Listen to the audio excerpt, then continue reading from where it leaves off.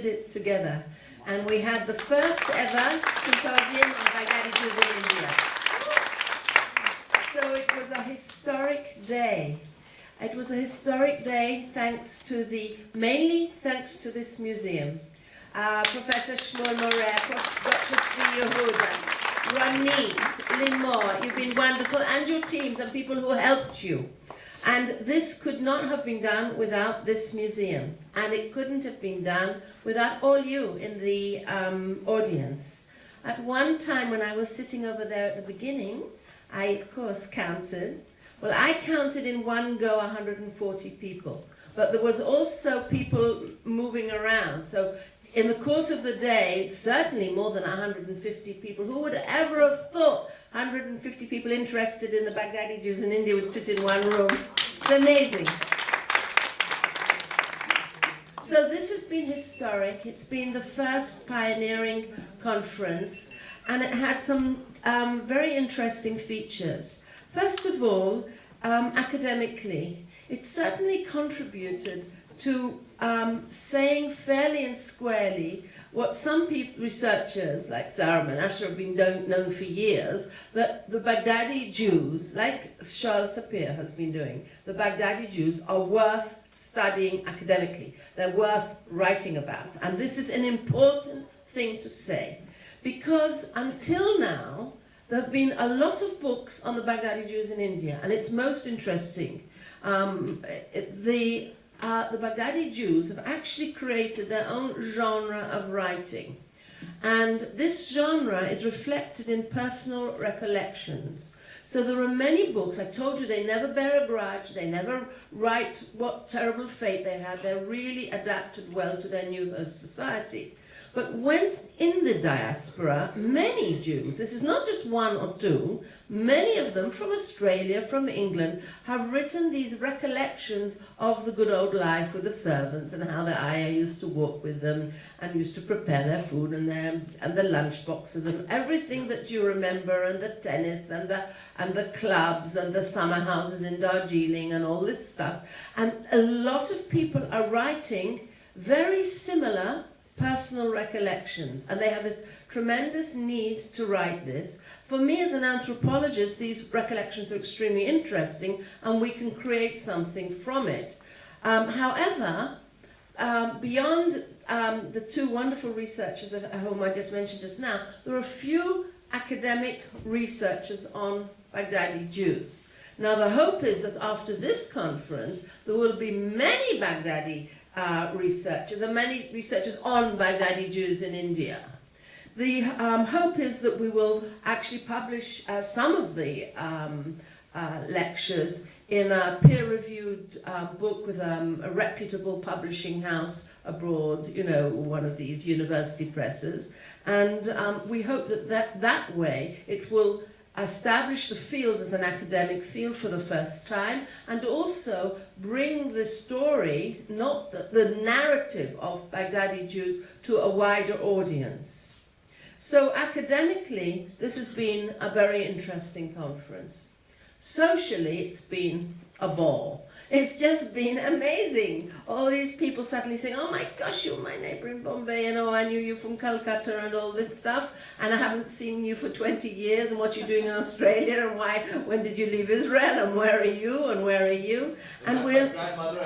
Yeah, that's my mother. Suddenly somebody says, speak up, I says, there's my mom in the picture, and there's my great-grandfather, she says. Oh my God. It doesn't happen in a normal conference, so is all I can tell you. So socially it's been wonderful. We've had musical interludes. Who would have thought, from General Japheth and from Commander, from the most wonderful voice you have, most impressed by you. And we, yes, and strong at this vital voice at this age is really very remarkable.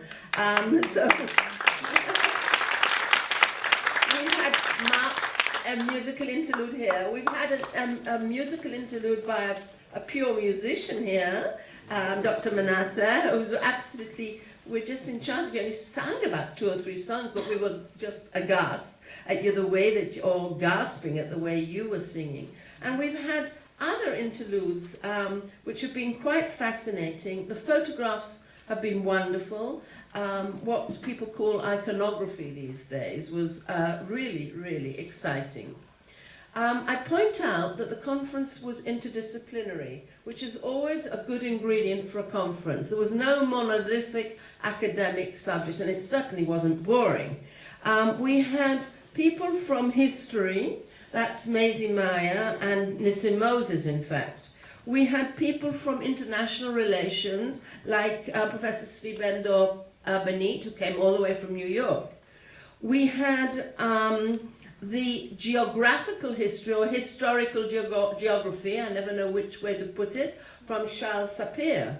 A great, interesting way of dealing with the subject of Bombay. Very, very interesting.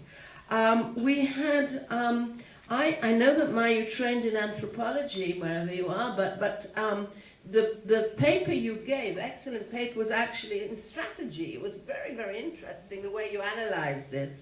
I found it quite refreshing.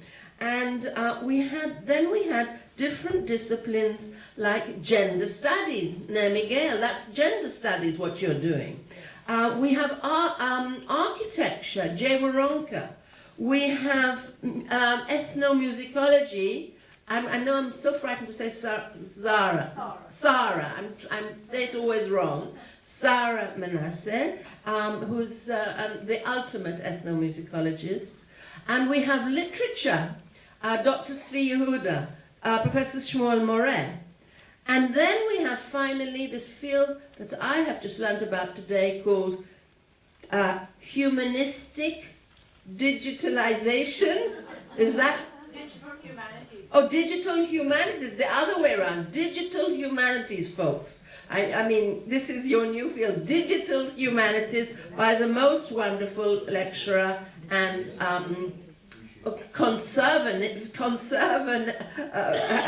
anyway, the wonderful ethnographer, I would say, Yael Silliman from Calcutta. So this is interdisciplinary. So I've talked about the historic significance of this conference, the academic, the social understanding of this. And so where are we leading in the future? People have grabbed me in the breaks. When you were organizing the next conference, you're kidding? I'm exhausted from this one. I mean, it's just been too much. I think I'll leave it to the younger generation. Some people have suggested to me to hold another conference, of course somebody else would organize it, in Hebrew for the younger generation. It is important to think about the younger generation. The people in Israel, but I wonder whether they're interested, our younger generation. Who knows? But we must make them interested.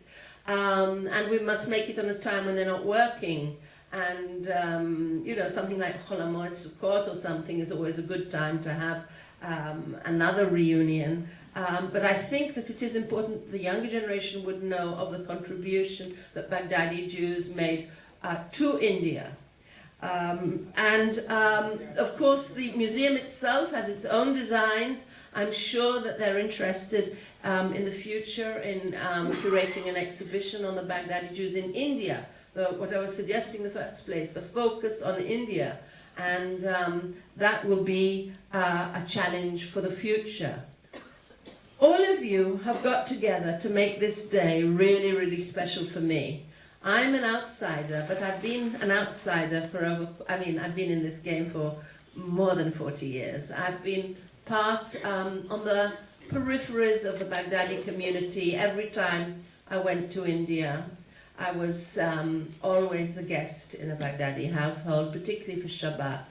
I always appreciated their internationalism, and I was always royally treated, and the sense of hospitality in the Baghdadi Indian community beats no other. It's completely amazing, and to them I'm grateful for that. With these thoughts and thoughts about the future, I would like to officially close the conference on Baghdadi Jews in India, and hope that soon we will all see each other again at some future occasion. Thank you.